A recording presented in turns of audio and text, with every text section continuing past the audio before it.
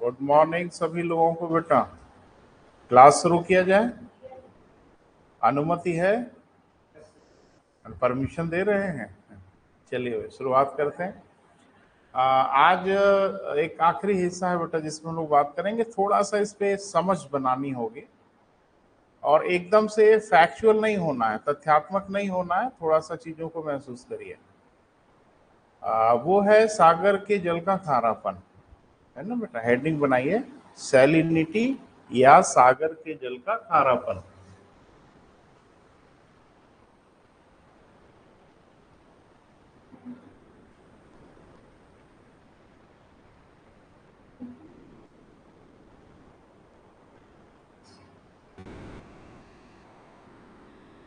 तो बेसिक चीजों को बेटा थोड़ा समझना है।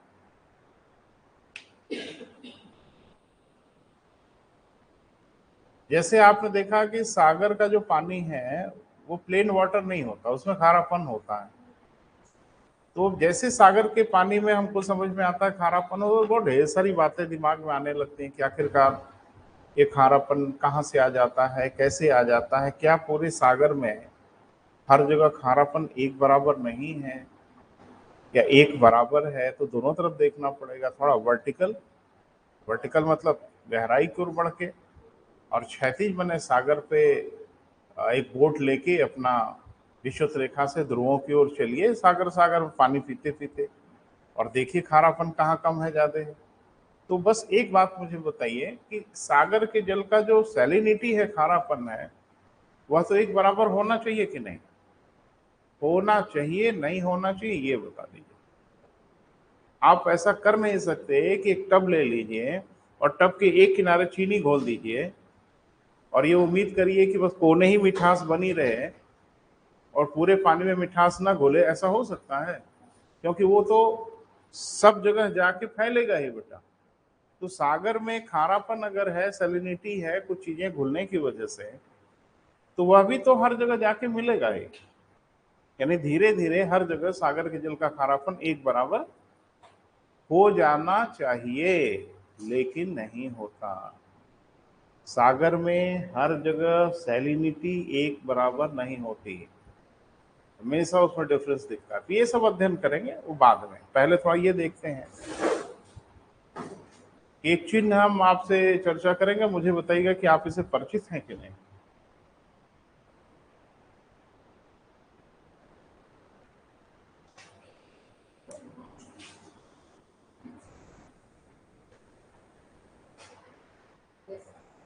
कहीं दिखा पढ़ते लिखते समय आज से? जोर से बोलो। परसेंटेज या प्रतिशत कहते हैं, यह भी कहीं दिखा?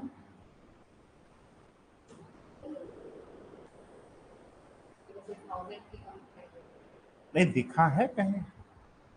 ये तो बड़ा बढ़िया लग रहा है कि नीचे जीरो बढ़ाते जाए तो कुछ बढ़ता चला जाता है क्या? हाँ बिल्कुल, इसको हम लोग पर थाउजेंड कहते हैं। पर थाउजेंड कहा जाता है, प्रति हजार कहा जाता है, उसको प्रतिशत कहा जाता है ना? एक बात ध्यान रखना, सागर के जल का खारापन हमेशा पर थाउजेंड में नापा जाता है। तो विद्यार्थी जीवन में हमसे भी एक बड़ी भारी ब्लंडर हो गया। मैं पढ़ रहा था, जैसे आप इनिशिएट करते हो तो बच्चा थोड़ा सा तथ्यात्मक होता है, चीजों को पढ़ता है। तो मैं पढ़ रहा था तो मुझे कहीं दिखा कि टर्की की वान झील में सर्वाधिक खारापन है। इस धरती पर सबसे अधिक सैलिनिटी टर्की की कौन है बेटा? वान झील है ना? मृत सागर भी है, ग्रेट साल्ट लेक भी है, ठीक ठाक है। तो टर्की की जो वान झील है बेटा, उसमें मैंने जब डेटा पढ़ा तो मैं थोड़ा घबरा गया, थोड़ा गणित थोड़ी मुझे आती थी, तो मैंने झटके में देखा तो मुझे दिखा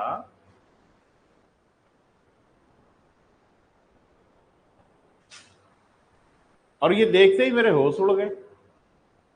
यानी अगर पानी में 100% खारापन हो जाए तो पूरा वो सैलिनिटी ही से भर जाएगा, और यहां मुझे झटके में दिखा 330%।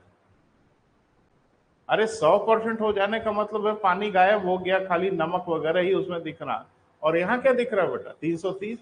तो ध्यान से देखा ना बेटा, तो एक ठो और था,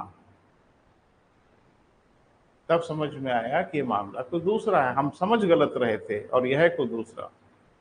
ये बता रहा है कि सागर की 1000 ग्राम के पानी में 1000 ग्राम ऑफ वाटर में 330 ग्राम इम्प्योरिटीज घुली रहती है। प्रतिशत में तो कहानी ही गड़बड़ा रही है। तो पहली बार जब मेरा साक्षात्कार हुआ तो बढ़िया ढंग से हुआ है ना। आपको तो कोई परिचय बता रहा, थोड़ा शुरुआत करें बेटा यहीं से। लिखें, सागर के जल के खारेपन को, सागर के जल के खारेपन को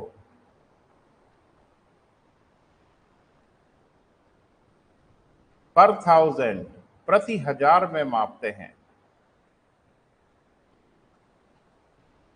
सागर के जल के खारेपन को इसमें बेटा प्रति 1000 पर 1000 में मापते हैं। जो साइन है बेटा वो भी बना लीजिएगा, है ना। लिखें, 1000 ग्राम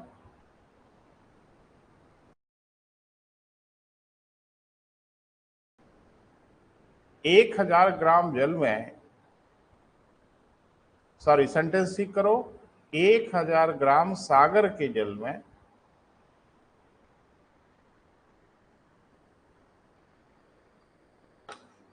घुली हुई अशुद्धियों को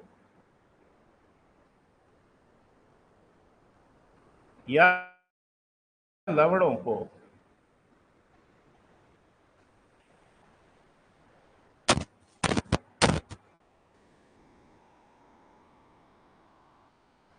हम प्रति 1000 या पर 1000 से प्रदर्शित करते हैं।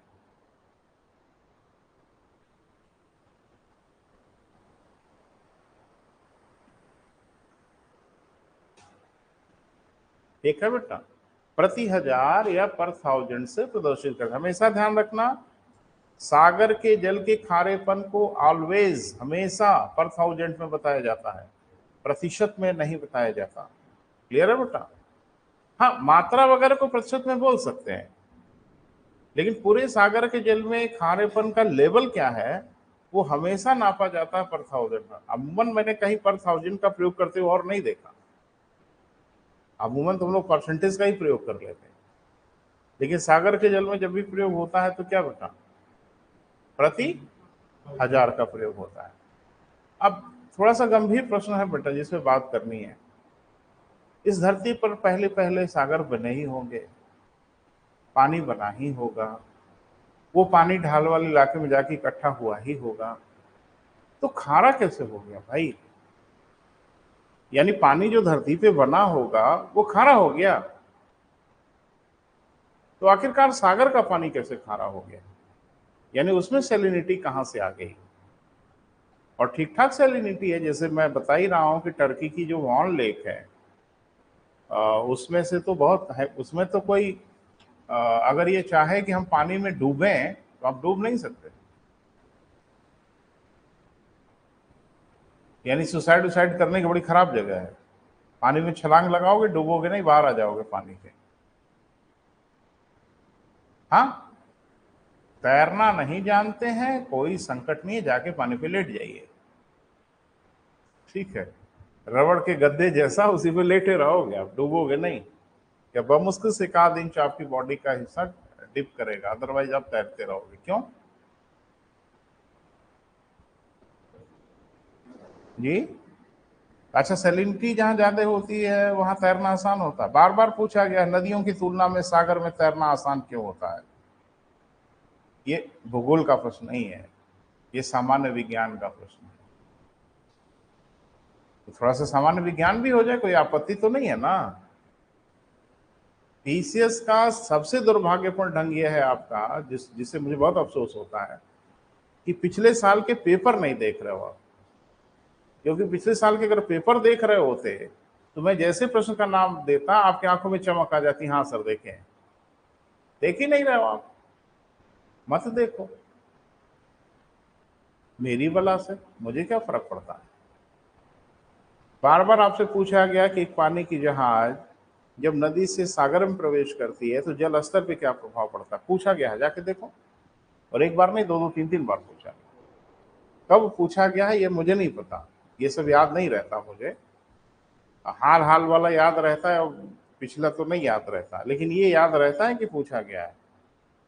तो चलो भाई, खारापन जाए भाड़ में, पहले तो ये बात कर लेते हैं कि सागर में तैरना आसान क्यों होता। हाँ, तो गलत फहमी मत पाल लीजिएगा कि सागर में जाके कोशिश करने लगेगा। आसान होता है, बहुत आसान थोड़ा ही होता है, लेकिन क्यों ऐसा होता है? हाँ, अच्छा, डेंसिटी के कारण मतलब नहीं समझ पा रहा, क्या रिश्ता क्या है डेंसिटी का?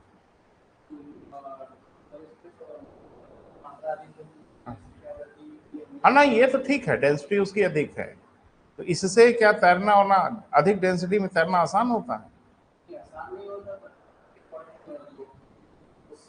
थोड़ा इजी हो जाता है, क्यों?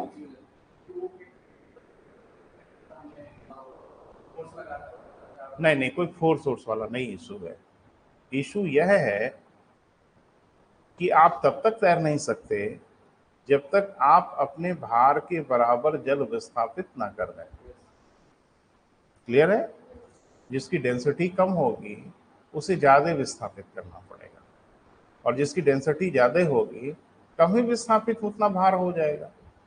तो सागर में यही होता है बेटा कि थोड़ा सा भी जल हटाते हैं तो हमारे भार के बराबर जल हो जाता है, सो हम तैरने लगते हैं। प्लेन वाटर में थोड़ा ज्यादा पानी हटाना पड़ता है। अब हटाने का मतलब ये है कि अब सीखना पड़ता है तैराकी वैराकी, नहीं तो अपने से तो नहीं हटता है ना।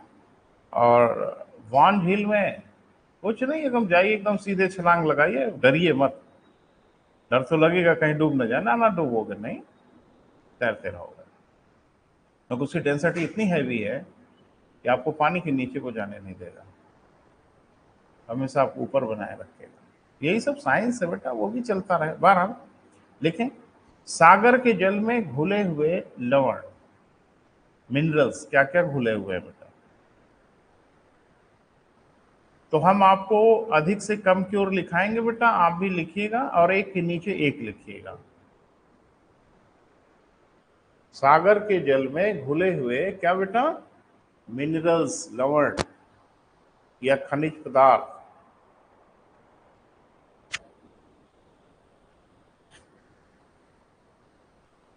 ठीक है बेटा, इसमें होगा क्या, मैं आपको क्रम से लिखा रहा हूं, है ना। तो आप भी क्रम से लिखिएगा, और हमेशा जब भी क्रम में पढ़ा जाता है तो खाली एक नहीं पढ़ा जाता। आज का कंपटीशन कह रहा है कम से कम दो तीन चार तो होना ही चाहिए। तो कोशिश करते हैं। पहला लिखो बेटा, और कोई रासायनिक फार्मूला लिखने की आवश्यकता नहीं है, पूरा नाम लिखिए। पहला, सोडियम क्लोराइड।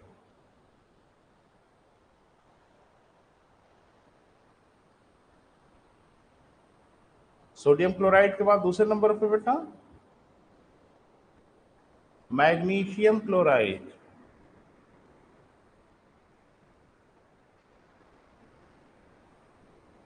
Magnesium sulphate.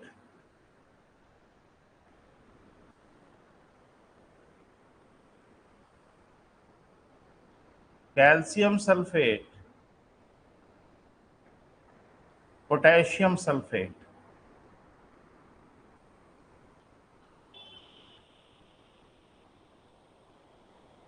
मिला लो बेटा, सोडियम क्लोराइड,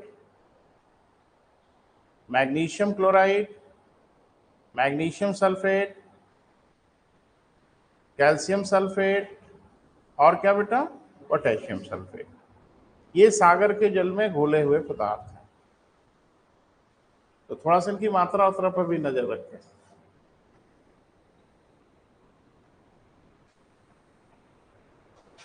यदि सागर के पानी में से 100 ग्राम अशुद्धि इम्प्योरिटीज हम निकालें, मिनरल्स निकालें, कितना बेटा? 100 ग्राम।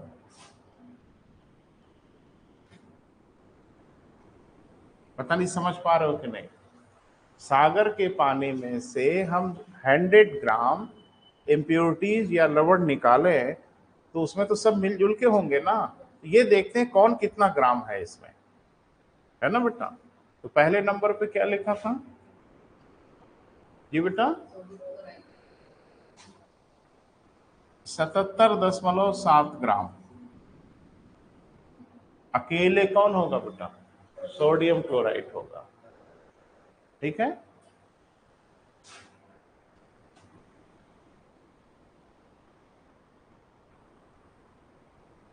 10.9 ग्राम कौन होगा? क्रम में ही लिख रहे हैं।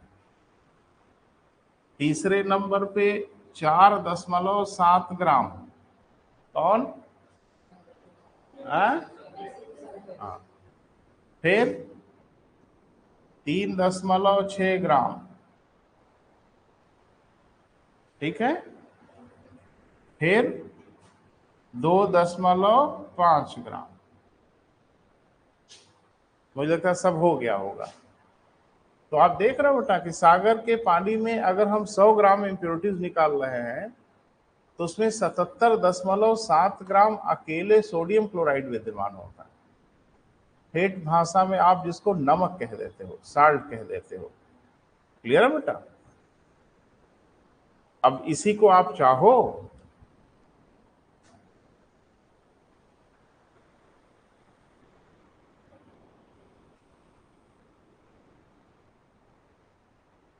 प्रतिशत में भी लिख सकते हो। मैंने 100 का ही तो आंकड़ा है ये। 100 किलो कह लो, 100 ग्राम कह लो, 100 टन कह लो, तो 100 टन में 77.7 टन, 100 किलो में 77.7 किलो। प्रतिशत में कहो तो 100% पूरा होता है, 77.7%। क्लियर है? अब इसका थोड़ा पोस्टमार्टम करके बेटा आगे बढ़ेंगे। पहला ये कि ये सब कहां से आया। तो एक दिन आपसे चर्चा हुई थी, अगर भाई दो आपको याद हो तो, क्योंकि आपकी याद वाद भी तो बड़ी जबरदस्त है। तो ये चर्चा हुई थी कि धरती पे एक जल चक्र होता है, हाइड्रोसाइकिल होता है। सागर का पानी हवा में, हवा से स्थल पे, स्थल से फिर कहाँ बेटा? सागर में, है ना? लेकिन स्थल से सागर में, फोकट में नहीं। अब पानी अगर स्थल से सागर की ओर जा रहा है तो अपने साथ वो चट्टानों से, पहाड़ों से, मैदानों से यहाँ वहां वो बह के जा रहा है ना। तो अपने साथ वो क्या करेगा? मिट्टी को, मिनरल्स को, फलाने को, ढिमाके को अपने साथ डिजोल्व करेगा, अपने साथ घोलेगा, और वो ले दे के सागर की ओर जाएगा। बोल नहीं रहा। तो गया तो प्लेन, धरती पे गिरा भी तो प्लेन, लेकिन नदियों से, नालों से होता हुआ सागर में जो पहुंचा वो प्लेन थोड़ी पहुंचा। बोल नहीं रहा बेटा? उनके साथ मिनरल्स घुल जाते हैं, खनिज लवण घुल जाते हैं, क्योंकि नदियां बड़े अलग अलग इलाकों से बहती हैं। बोल नहीं रहे? गंगा नदी अगर हिमालय से निकल रही है, उन इलाकों से आ रही, गंगा कहां से उत्पत्ति होती है? नहीं, इससे बढ़िया उत्तर तो ये था कि गंगा धरती से उत्पन्न होती है। हाँ, गंगा नदी कहाँ बहती है? ब्रह्मांड में बहती है। हाँ, ये भी सही जवाब। कोई आपसे पूछे कहाँ रहते हैं तो बता दीजिएगा कि पृथ्वी पर रहते हैं। गलत जवाब है क्या? अब मारा मारी हो जाएगी सामने वाले से। नहीं, आप अब चिढ़ा रहे हो किसी को। अगर कोई पूछ रहा है कि आप कहाँ रहते हो, आपको कि हम मंदाकिनी में रहते हैं, गैलेक्सी में, तो आपको नहीं लग रहा कि आप सामने वाले को या तो मूर्ख बना रहे हो या चिढ़ा रहे हो? स्पेसिफिक बताइए ना। गंगा को है? गंगोत्री से जहां तक मेरा आइडिया है भागीरथी नदी निकलती है। अच्छा, वही बाद में गंगा हो जाए तो अलकनंदा नहीं गंगा होती? तो अलका हिमनद क्यों नहीं बोला? अलका ग्लेशियर क्यों नहीं कहा? जी बेटा, अगर भागीरथी गंगा है तो अलकनंदा भी तो गंगा ही है ना। तो अलकनंदा को भी बोल दो। मंदाकिनी को काहे नहीं बोलोगे? मंदाकिनी नहीं गंगा है तो उसी को बोल दो। जी बोलो, जोर से बोलो ना, कुछ सुनना चाह रहे हो। क्या है, क्या है, क्या है? कौन? पंचनद? अंड मंड मत बोलिए, पंजाब में नहीं जा रहे हैं हम पंजाब की बात नहीं कर रहे हैं। अरे भैया जी तो कहो, थोड़ी बहुत समझ है, नहीं तो आप लोग तो चौराहे पे खड़ा करके बेच दो। सुनो मेरे भाई, क्या क्या जोड़ के बोलते रहते हो। सुनो, पंचनद नहीं है, मैं समझ रहा हूं आप क्या कहना चाह रहे थे। पंचनद माने 5 नदियां, और 5 नदियों का जो इलाका है उसका नाम है पंजाब। दोआब का नाम सुने? दोआब, आप माने आप माने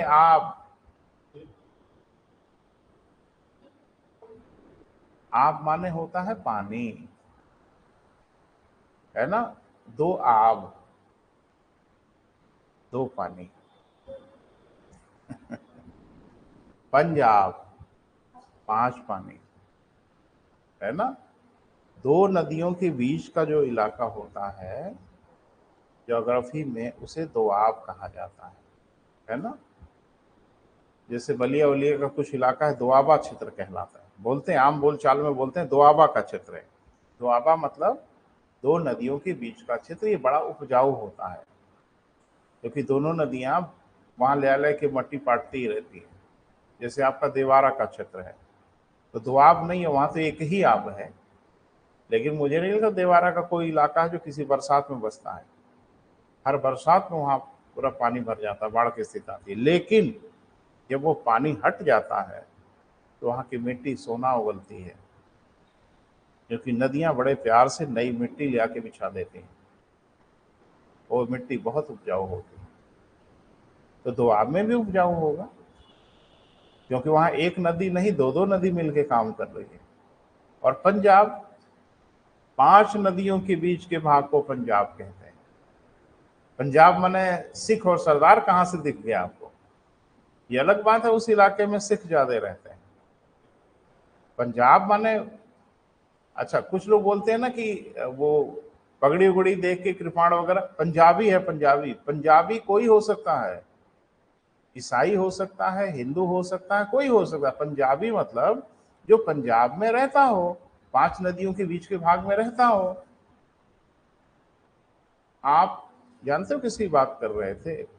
आप पंच प्रयाग की बात कर रहे थे और पंजाब में चले गए। विष्णु प्रयाग, नंद प्रयाग, कर्ण प्रयाग, रुद्र प्रयाग, देव प्रयाग, ये सब प्रयाग हैं। और एक ठो खाली प्रयाग है ना। प्रयाग जब भी दिख जाएगा कोसी नदी के साथ कुछ ना कुछ हुआ है। तो बाद में बेटा भारत का भूगोल पढ़ेंगे तो सब चर्चा करेंगे, अब ये सब इलाका नहीं है। तो कुल मिला जुला के आप देख रहे हो बेटा कि सागरों का पानी जो खारा हो रहा है, अगर हम समझने की कोशिश कर रहे हैं तो कुछ बातें समझ में आ रही। पहला कि सागर जिस विशाल भूभाग के ऊपर है, बहुत बड़ा इलाका है बेटा, देख ही रहे हो, तो अपने साथ कुछ मिनरल वगैरह को भी घोला होगा। जहां होगा वहां तटों पे, किनारों पे, यहां वहां चीजों को तो अपने अंदर घोला ही होगा। तो एक तो ये उसके अंदर आया होगा। दूसरा कि वो तो अनंत क्षमता नहीं है बेटा, लेकिन ये नदी नालों वाली जो क्षमता है ये अनंत है। अनंत क्यों है? क्योंकि हर बार ये काम करती है। जब पानी ऊपर से स्थलों पे गिरता है, नदी नालों से होता हुआ वो पानी अपने लवणों मिनरल्स को घोलते घालते फिर चला जाता है सागर में, फिर फ्रेश निकला। और बड़ी मजेदार बात है कि सागर से वाष्पीकृत जो होगा वो फ्रेश वाटर होगा, फिर ऊपर गया, फिर स्थलों पे गिरा, फिर घोल घाल के। तो आप देख रहे हो सागर तो एक तरह से सिंक बन गया, कूड़ेदान बन गया। पानी इधर का सारा कूड़ा कचरा बटोरते हुए लेके गया सागर में, और वहां से फिर फ्रेश वाटर वेपराइजेशन से ऊपर गया, फिर ले गया। अब ये प्रक्रिया कितने दिन से चल रही है? अरबों सालों से चल रही है। तो डेफिनेटली सागर का खारापन तो वो ऐसे समझो ना बेटा कि जैसे हमेशा बाहर से घूम घूम के अपने कमरे में जूते चप्पल पहन के जाते हो, तो धीरे धीरे एक दिन आपका कमरा बहुत गंदा हो जाएगा अगर आप उसमें झाड़ू नहीं लगाते तो। आपके कमरे में कहां से मिट्टी आती है? आप ही लेके जाते हो। अब यह कि देख के लग तो नहीं रहा है कि मिट्टी में एकदम सने हुए हो, लेकिन धीरे धीरे ही मिट्टी के छोटे छोटे, यहाँ पे झाड़ू रोज लगता है। एक लेडी हैं, उनकी बड़ी मेहरबानी है, मेरे आने से पहले ही वो झाड़ू वाड़ू लगा के साफ वाफ कर देती हैं। हाँ, एक चाबी उनके पास भी है इंस्टीट्यूट की। तो आप मुझे बताइए, बस एक हफ्ता झाड़ू ना लगे तो यहाँ बैठने की दशा नहीं होगी।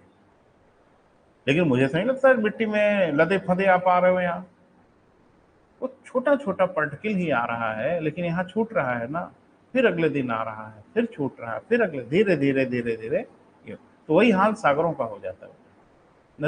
नदियों का पानी नहीं होता खारा, नदियों का पानी प्लेन वाटर होता है, लेकिन थोड़ी मात्रा में ही वो सैलिनिटी या मिनरल्स अपने साथ घोल के ले आती हैं और सागर में छोड़ती हैं, फिर खाली हाथ निकल जाती हैं, फिर लेके आती हैं, फिर खाली हाथ, तो ये प्रक्रिया निरंतर चल रही है ना बेटा। तो थोड़ा थोड़ा ही सही तो बहुत हो जाएगा। लेकिन एक बड़ी मजेदार बात, एक हमारे मित्र ने कहा कि सर अगर नदियां ऐसा करती हैं, यानी सागर के खारेपन को अगर नदियां बढ़ा रही हैं, तो नदियों के पानी में 60% अकेले कैल्शियम होता है, चूना होता है। तो सागर के जल में खारेपन में सबसे अधिक मात्रा चूने की होनी चाहिए थी, कैल्शियम की होनी चाहिए थी। बोल नहीं रहे, लेकिन कैल्शियम तो आपको दिख ही रहा है, बहुत ज्यादा तो नहीं दिख रहा। सोडियम क्लोराइड सबसे अधिक है, बोले बेटा। तो ये कैल्शियम कहां चला गया? नदियां एकदम ताबड़तोड़ कैल्शियम ठूस रही हैं सागरों में, ये कैल्शियम जा किधर रहा है सागर में? तो ध्यान से सुनना। कभी कोरल का नाम सुना है? हाँ, प्रवाल, मूंगा, मूंगा भी कहते हैं, कोरल इंग्लिश में कहते हैं। मूंगा सुना है? मूंगा, मूंगा के बारे में, कोरल के बारे में सुना है? नहीं, कोरल क्या होता है? क्या चीज होता होगा कोरल?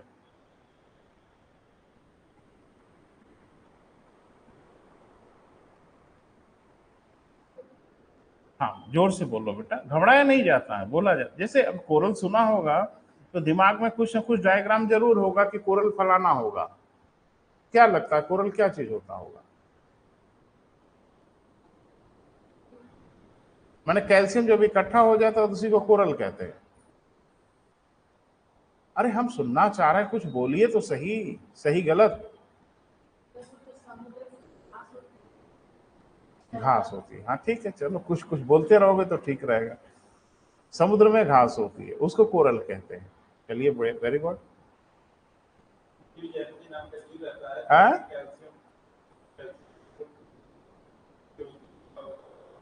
कैल्शियम का खोल कहां से आता है? जैसे आप बता रहे हो कैल्शियम के ऊपर चिपके रहते हैं, क्या क्या सब दिमाग में बैठा के बैठे हो मेरे भाई। एक दिन काम कर लेना चाहिए था, आधा घंटा 1 घंटे का काम था, जिंदगी भर की समस्या हल हो जाती। केंचुआ देखे हो? केंचुआ, अर्थवॉर्म। तो आप देखते हो वो मिट्टी के अंदर रहते हैं, लेकिन मिट्टी के ऊपर घरौंदे बना देते हैं मिट्टी के। देखते हो ना, मिट्टी के ही बना देते ऊपर। देखा ही नहीं है? देख ओख लिया करो, ये सब भी बड़ा जरूरी है। ये जो कोरल होते हैं ना, वो समुद्री जीव होते हैं छोटे छोटे, इनका भोजन कैल्शियम होता है। कैल्शियम ही इनका भोजन होता है, और ये कैल्शियम का एक खोल बनाते हैं, इसमें छुपे रहते हैं, एक तरह से घर कह लो इनका। फिर एक कोरल जब मरता है तो दूसरा कोरल उसी खोल के ऊपर नया खोल बनाता है ना, मधुमक्खी के छत्ते जैसा। और ये देखते देखते देखते देखते इतनी बड़ी संरचना बना डालते हैं कि आप कल्पना नहीं कर सकते हैं। पूरा का पूरा लक्षद्वीप कोरल से बना हुआ है, ग्रेट बैरियर रीफ ऑस्ट्रेलिया का पूरा कोरल से बना हुआ है। ये बड़े भयानक चीज है बेटा। तो एक चीज बताइए, ये कैल्शियम तो कुछ सागर से ही आया होगा? बोल नहीं रहे, पानी से ही कैल्शियम आया होगा ना, जिस कैल्शियम को खाते हैं घर बनाते हैं। एक बात, जितने समुद्री जीव जंतु हैं उनकी जो अस्थियां हैं, उनके जो अस्थि पंजर हैं, उनके जो स्केल्टन है, वो भी तो कैल्शियम से ही बने होंगे। तो कैल्शियम कहाँ से आया होगा? और डेफिनेटली तो कैल्शियम का कंजम्पशन सागर में बहुत अधिक है, इसलिए सागर के पानी में कैल्शियम ज्यादा नहीं दिखता। क्लियर है बेटा? क्योंकि बहुत सिंपल सी बात है, इतनी बड़ी रेल है, सार्क है, फलाना है, ढमाका, उनका स्केलेटन होगा ना, सिस्टम, हड्डियों का ढांचा होगा ना, उसमें कैल्शियम की आवश्यकता तो पड़ी ही होगी। और उनको तो छोड़ दो भैया, कोरल तो पूर्ण रूप से कैल्शियम ही भोजन के रूप में ग्रहण करते हैं, पूरा पूरा द्वीप बना डालते हैं कैल्शियम का। तो कैल्शियम कहाँ से आता है? पानी से ही ना आता होगा, और कहाँ से आता है? तो ये कैल्शियम के परसेंटेज को घटा देते। क्लियर है बेटा? थोड़ा लिख लें। हाँ, लिखें, संपूर्ण महासागरों में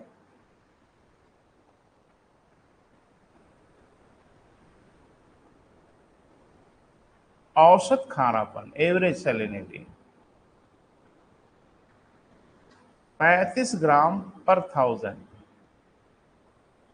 परसेंटेज वाला निशान लगाइएगा।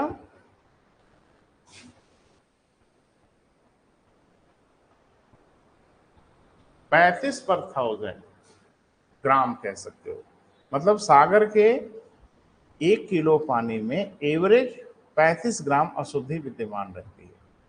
क्लियर है? लेकिन प्रत्येक स्थान पे खारापन एक समान नहीं होता।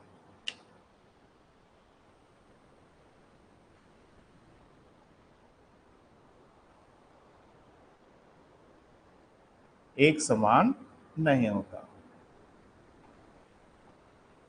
ठीक है बेटा? सागर के खारेपन को निर्धारित करने वाले अनेक कारक हैं। सागर के खारेपन को निर्धारित करने वाले अनेक कारक हैं।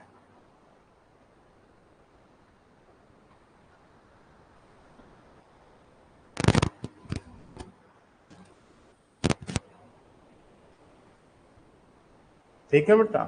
नंबर 1,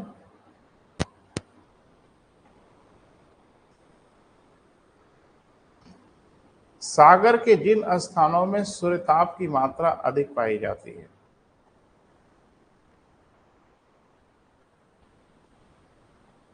सागर के जिन स्थानों पर सूर्यताप अधिक प्राप्त होता है या मात्रा अधिक प्राप्त होती है,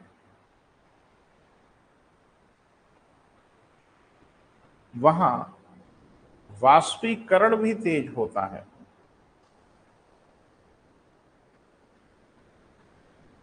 वहां क्या बेटा? हाँ, वेपराइजेशन भी अधिक होगा। होगा कि नहीं होगा?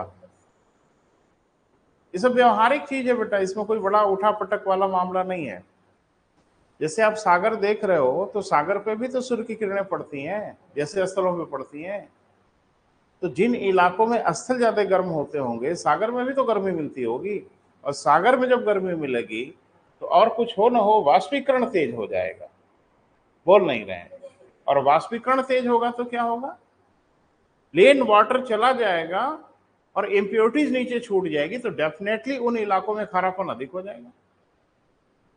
बोल नहीं रहे? सागर के जिन स्थानों पे सूर्यताप बहुत कम मिलता होगा, वहां वाष्पीकरण भी कम होगा, और जहां वाष्पीकरण कम होगा वहां खारापन भी कम होगा। तो अब कहानी तो समझ में आ रही है कि सर्वाधिक खारापन कहां होना चाहिए। हाँ? जहां नहीं, कहां? अब इतना पढ़ने के बाद जहां जहां बोलोगे तो ठीक नहीं लगेगा। सर्वाधिक खारापन कहां होना चाहिए? विषुवत रेखा पर होना चाहिए। है नहीं है कि हम बात नहीं कर रहे हैं, लेकिन अभी जो कुछ हम लोगों ने पढ़ा, तो ये बता रहा है कि सर्वाधिक खारापन कहां होना चाहिए? विषुवत रेखा पे, और सबसे कम ध्रुवों पर। बड़ी मजेदार बात है कि सर्वाधिक खारापन विषुवत रेखा पे नहीं है।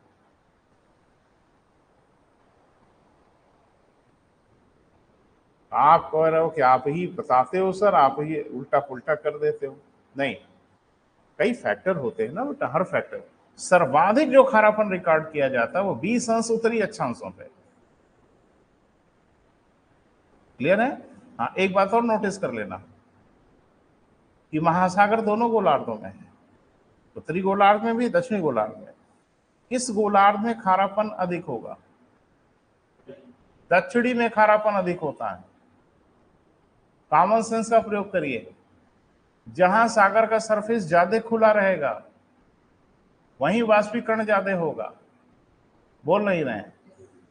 अरे भैया, जिसका सरफेस ज्यादा ओपन रहेगा वहां वाष्पीकरण ज्यादा नहीं होगा, तो दक्षिण की तरफ का वाष्पीकरण थोड़ा ज्यादा होता, तो स्लाइटली डिफरेंस होता। ऐसा मत समझना कि जमीन आसमान का अंतर है, लेकिन उत्तरी गोलार्ध की तुलना में दक्षिणी गोलार्ध में खारापन थोड़ा सा ज्यादा होता है। वजह समझ में आ ही रही है ना बेटा?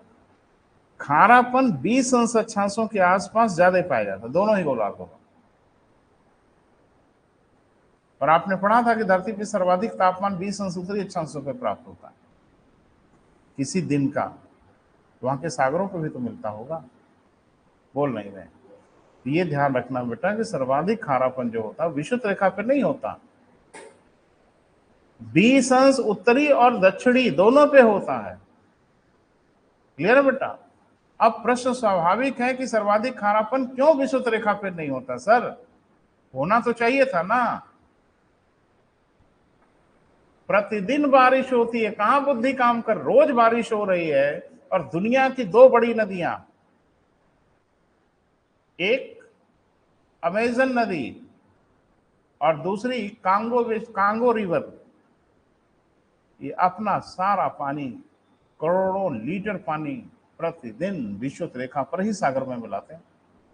तो जहां शुद्ध जल सागर में निरंतर मिल रहा होगा और बारिश भी हो रही है अलग से, तो प्लेन वाटर की सप्लाई बढ़ रही है ना। बोल नहीं रहे हैं? शुद्ध जल की आपूर्ति बढ़ रही है ना।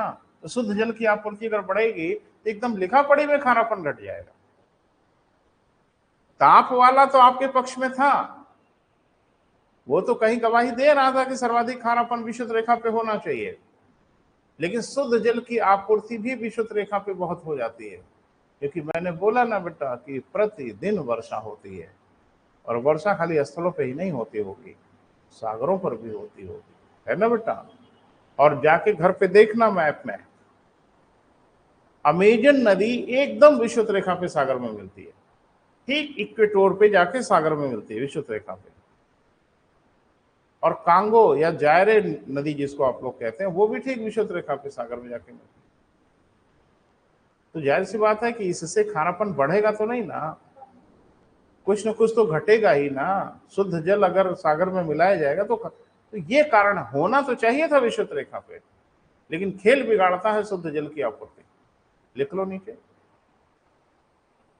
क्या क्या लिखा बेटा, जहां लाइन बोल दो जरा, दिमाग से नहीं है बेटा, तेज होता है। हो गया बेटा? पैरा चेंज करो। लिखें, ऐसा प्रतीत होता है कि सर्वाधिक खारापन विषुवत रेखा के आसपास होना चाहिए। ऐसा प्रतीत होता है कि सर्वाधिक खारापन कहां बेटा? विषुवत रेखा के आसपास होना चाहिए, तथा सबसे कम खारापन ध्रुवों के आसपास होना चाहिए। सबसे कम खारापन कहां बेटा? ध्रुवों के आसपास होना चाहिए, है ना? अब चल के चेक कर लेते हैं, क्या सबसे कम खारापन ध्रुवों के पास है?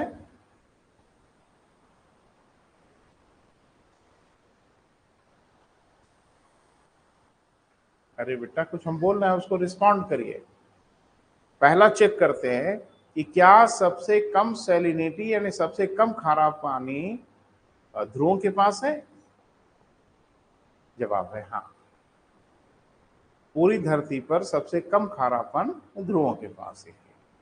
दो कारणों से, एक तो सूर्यताप कम मिलता है और एक ग्लेशियर से शुद्ध जल की आपूर्ति भी हो जाती है, क्योंकि ग्लेशियर जब पिघलते हैं ना तो फ्रेश वाटर की आपूर्ति कर देते हैं। वो हम लोगों का सही निकल गया। दूसरा चेक करते हैं, सर्वाधिक खारापन विषुवत रेखा पर है, तो इसका जवाब है ना। माने दो बातों में से एक हम लोगों का सही था, एक हमारा गलत हो गया। तो विषुवत रेखा पे सर्वाधिक खारापन न होने का कारण यहाँ प्रतिदिन होने वाली वर्षा है, जो ऊपर सागर के ऊपर के जल के खारेपन को घटा ही देती है। फ्रेश वाटर जाएगा तो घटाएगा ही, है ना बेटा? लिखें, ध्रुवों पर खारापन सबसे कम पाया जाता है। इसके दो बड़े कारण हैं।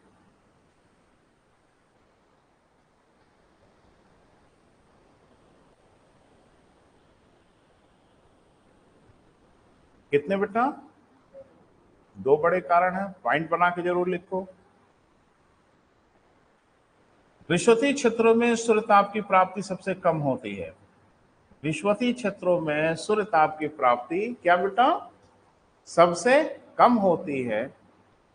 अरे सॉरी, क्या लिख रहे हैं बेटा? ध्रुवीय क्षेत्रों में, सॉरी बेटा, ध्रुवीय क्षेत्रों में सूर्य ताप की प्राप्ति सबसे कम होती है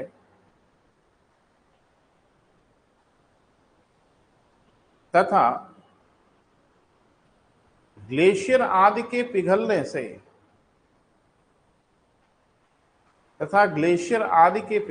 से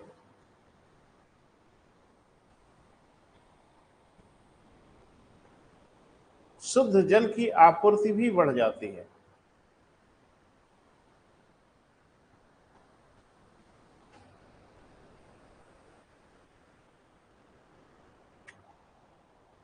क्लियर है बेटा?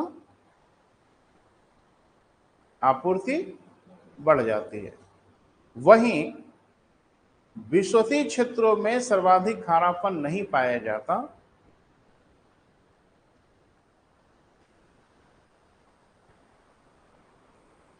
वहीं विषुवतीय क्षेत्रों में सर्वाधिक खारापन नहीं पाया जाता,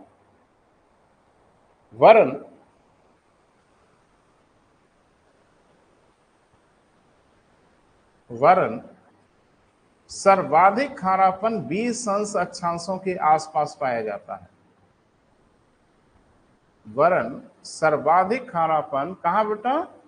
20 अंश अक्षांशों के आसपास पाया जाता है।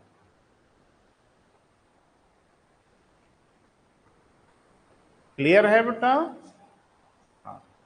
लिखें, विषुवतीय क्षेत्रों में सर्वाधिक खारापन न पाया जाने का प्रमुख कारण, विषुवतीय क्षेत्रों में सर्वाधिक खारापन न पाए जाने का प्रमुख कारण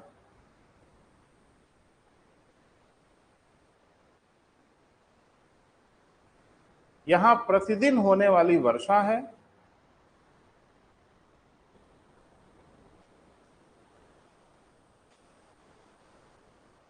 तथा विश्व की दो बड़ी नदियां,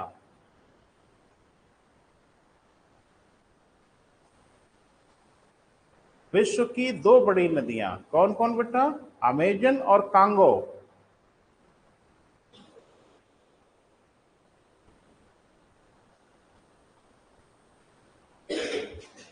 विषुवत रेखा पर ही सागर से मिलती है।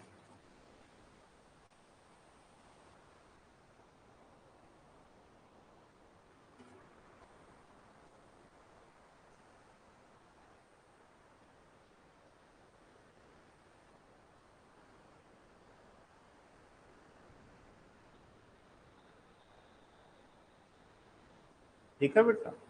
अच्छा, ये लिखा है कि नहीं कि उत्तरी गोलार्ध की तुलना में दक्षिणी गोलार्ध में खारापन अधिक पाया जाता है? लिख लिया है?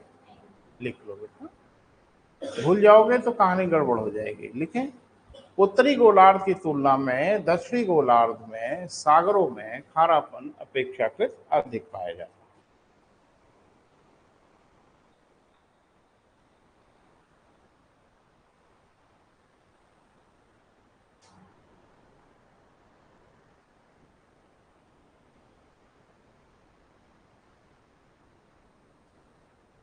कुछ तथ्यात्मक चीजें भी बेटा पढ़ लेना चाहिए, फैक्चुअल इंफॉर्मेशन भी आपको जानना चाहिए।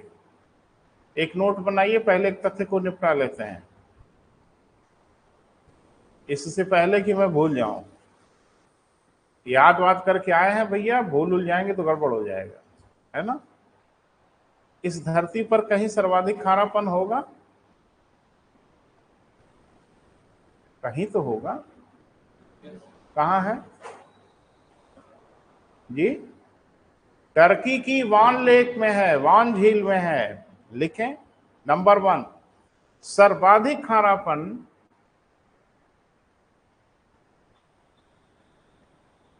अब टर्की क्या हो गया, अब तुर्की हो गया, है ना बेटा। कि वान झील। दूसरे नंबर पे बेटा डेड सी, मृत सागर।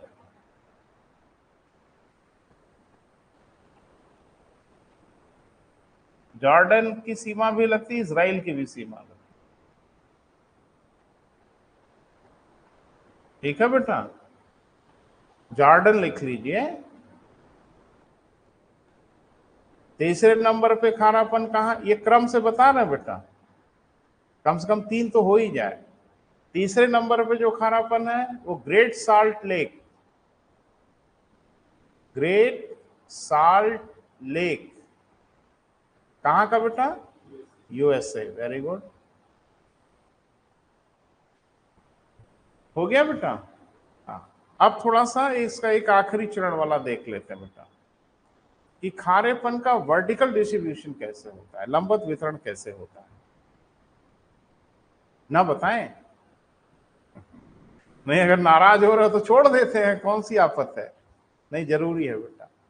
यानी इसका वर्टिकल डिस्ट्रीब्यूशन कैसा होगा तो एक डायग्राम से समझ लेंगे, कोई परेशानी नहीं।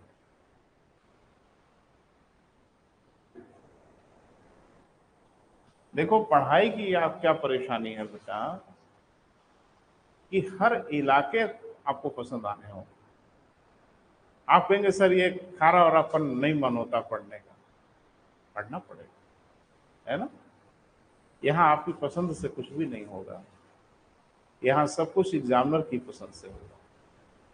उसे जो पसंद आता है उसे आपको भी पसंद आना होगा। जैसे कुछ बच्चे आते हैं तो बोलते हैं सर वनडे एग्जामिनेशन तैयारी करनी है, तो करिए। कहते हैं कि गणित सर नहीं आती, हमको मत करिए, छोड़ दीजिए। आपके आने ना आने से कंपटीशन थोड़ी होता है, ये फरमाइशी कंपटीशन थोड़ा ही है। क्या आयोग आपसे पूछता है कि आपको कौन कौन सा विषय पसंद है, जो जो पसंद है उसकी लिस्ट भेजिए, हम वही वही पूछेंगे आपसे। ऐसा है, आपको पसंद आए आपको पसंद ना आए, जो हमको पूछना है वो हम आपसे पूछेंगे, है ना। बहुत ढेर सारे बच्चे बेटा आते हैं तो वो बोलते हैं कि सर गणित नहीं आती। एक कॉमन सी परेशानी है बच्चों की, तो हम पूछते क्यों नहीं आती। कहते बहुत बदमाश है सर, आती ही नहीं, है ना। गणित इसलिए नहीं आती कि गणित आप पढ़ते नहीं। ये कितनी अजीब दास्तां है कि गणित आप पढ़ोगे नहीं और सारा ब्लेम गणित के ऊपर लगा देते हो, गणित मुझे आती नहीं। क्यों आएगी गणित? आपको रशियन नहीं आती, क्यों नहीं आती? नहीं पढ़ते। तो बीमारी आप ही के पास है, आप ही बता भी रहे हो कि बीमारी क्या है। गणित आती नहीं, गणित पढ़ते नहीं, गणित पढ़ते नहीं तो गणित आती नहीं। ना पड़ेगा ना बेटा, आएगा क्यों नहीं। कोई ऐसी चीज नहीं है जो आपको ना आए, बस ये है कि आप हिम्मत से उसका सामना करना होगा। शुरू में डराएगा, शुरू में आपको भयभीत करेगा कि देखो बेवजह कोशिश कर रहे हो, हम आने होने वाले नहीं है। और गणित से प्यारा विषय तो मुझे लगता है धरती पे कोई नहीं होगा, कि गणित एक बार आती है पूरी लाइफ में, और एक बार अगर आ गई तो कभी नहीं जाती, है ना। पता नहीं इसको महसूस किया है कि नहीं किया है, गणित लाइफ में सिर्फ एक बार आती है, और एक बार अगर आ गई तो उम्र भर का काम खत्म। वो ऐसे ही है ना, बाइक चलाने जैसा। अगर एक बार आपको बाइक चलाना ढंग से आ गया तो जिंदगी भर का काम खत्म। जैसे कुछ लोग कहते हैं कि सर अगर मान लीजिए 10 साल ना चलाएं तो कोई दिक्कत नहीं है। बाइक जैसे हाथ लगेगी बस 10-15 मिनट लगेगा अधिक से अधिक, फिर वो पुरानी स्पीड आप पा लेंगे। गणित के साथ यही खास बात है कि गणित अगर आपने छोड़ भी दिया है, बिल्कुल घबराने की जरूरत नहीं है। मुझे लगता है बस 3 से 4 दिनों के अंदर पुरानी स्पीड लौट आएगी आपकी। तो इतना प्यारा विषय है बेटा, जो सिर्फ ये डिमांड करती है कि जिंदगी में हमको एक बार आना है, तो थोड़ा सा नखड़े तो उसके होंगे ही ना, थोड़े से उसके ड्रामे तो होंगे ना। एक बार गणित का ड्रामा बर्दाश्त कर लो, फिर जिंदगी भर की मुक्ति है। और गणित से डर वर भी नहीं होता, कोई विषय हो बेटा। आप उस विषय को पढ़ोगे नहीं तो रहिए कि हमको आता नहीं, काहे आए भाई, आप उसको पढ़िए, वो आएगा। शुरू में डर लगेगा, भय लगेगा, विषय ना शुरू में डराते हो रहते हैं, घबराइए नहीं बेटा। एक डायग्राम बेटा हम बना रहे हैं, आपको समझाने की कोशिश कर रहे हैं। तो कंपटीशन आपकी पसंद नापसंद से नहीं चलता। अगर पसंद नापसंद का मामला है तो कंपटीशन से दूर रहिए, सिर्फ ज्ञान बढ़ाइए। जैसे भूगोल पढ़ने का बड़ा मन करता है तो आइए, हम आपका ज्ञान थोड़ा ठीक ठाक करते हैं, लेकिन खाली भूगोल से कंपटीशन नहीं होगा, या खाली किसी एक विषय से नहीं होगा। अब हम एक डायग्राम बना रहे हैं बेटा, थोड़ा सा महसूस करिएगा, सपोर्ट करिएगा कि आप इसको समझ पा रहे हैं कि नहीं। जैसे अक्षांश ऐसे होते हैं ना, हद हो गई,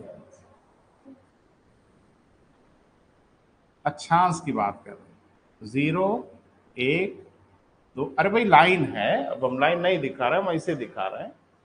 और यहाँ क्या दिखता है 90, और यहाँ क्या दिखता है 90, यहाँ भी 1, यहाँ भी 2, यहाँ भी 3, लाइक दिस। इधर की तरफ क्या लिख देते हैं हम लोग, नॉर्थ, और इधर की ओर क्या लिख देते हैं, साउथ। अरे हम डॉटेड फॉर्मेट में दिखा रहे हैं, रेखा नहीं दिखा रहे हैं भैया। आपका नहीं दिखाइए सर, तभी हम कंफ्यूज हो रहे हैं। लो देखो, देखो अब ठीक है। तो हम एक फॉर्मेट आपको दिखा रहे हैं ताकि मुझे कुछ करना है इसका। अब इसी को हम ऐसे कर दें तो कोई आपत्ति, समझाने के लिए आपको।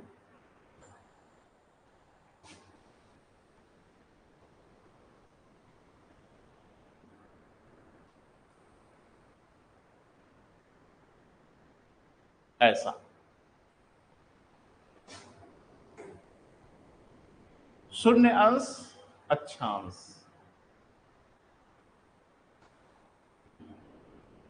नाइन्टी डिग्री, इसीलिए पहले बना दिए हैं कि कंफ्यूजन ना हो आपको। और ये 90 डिग्री है ना। अब ये मत कहना कौन वाला नॉर्थ है कौन वाला साउथ है, किसी को नॉर्थ मान लो, किसी को साउथ मान लो, कोई इश्यू नहीं है। यही कहीं बीच में होगा 60 डिग्री, इधर भी 60 डिग्री, है ना। अब थोड़ा सा सागर के पानी का ड्रामा देखते हैं।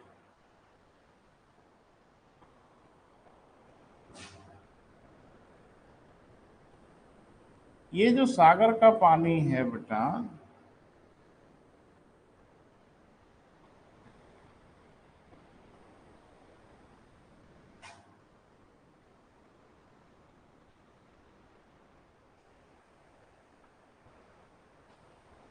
सरफेस से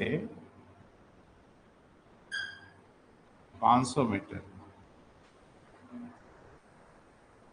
है ना। क्या सर हिला रहे हो, नहीं हम कुछ दिखा रहे हैं, पहले देख लो, घबराओ मत, तभी सब क्लियर हो जाएगा।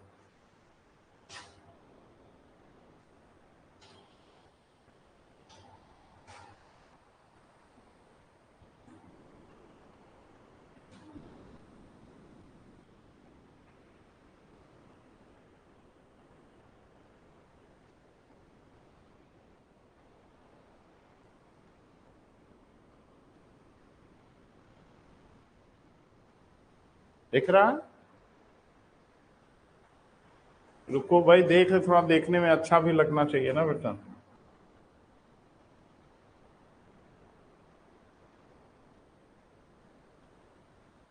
ठीक है,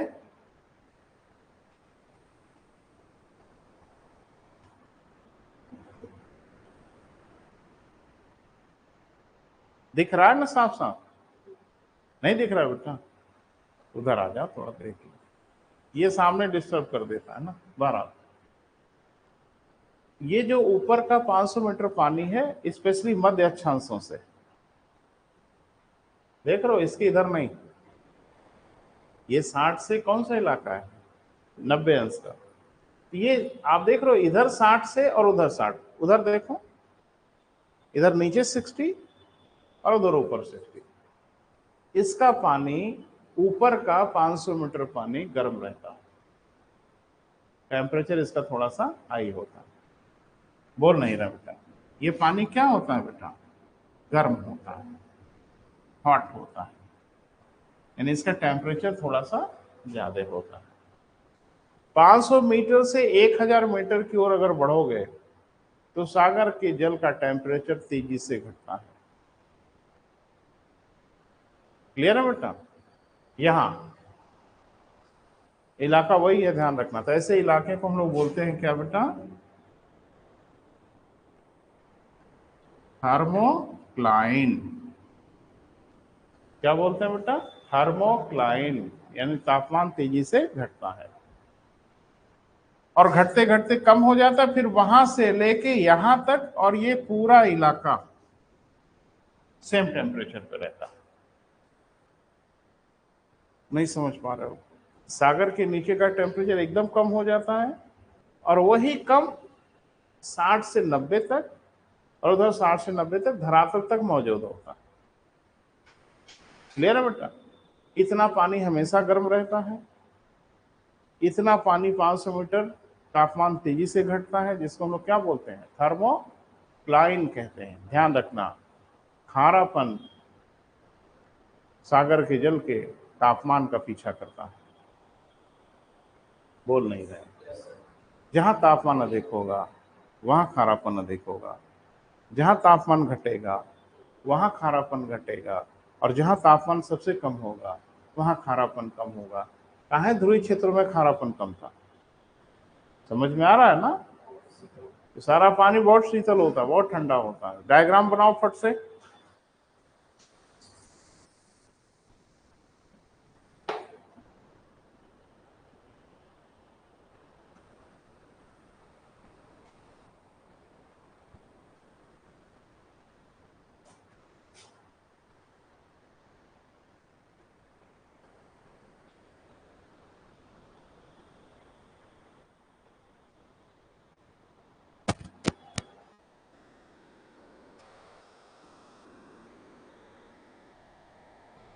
थोड़ा इधर झुक गया है तो घबराने की जरूरत नहीं, आप थोड़ा उधर ही झुका लीजिएगा, कोई परेशानी नहीं।